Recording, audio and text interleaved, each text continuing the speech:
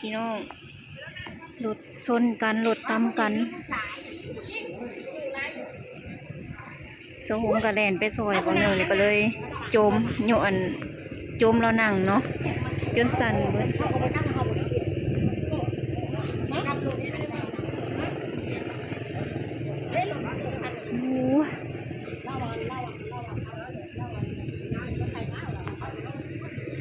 รถก็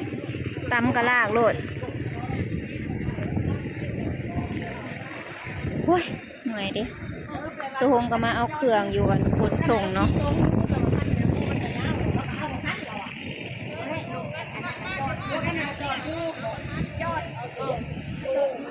รถหุ่นได้น่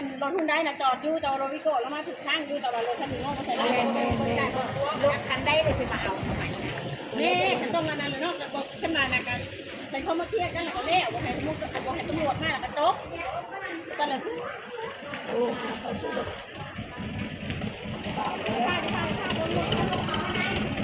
เอาเขามาได้ก็ได้ผมต้องขนาดจะได้เขามาเทียบกันเอง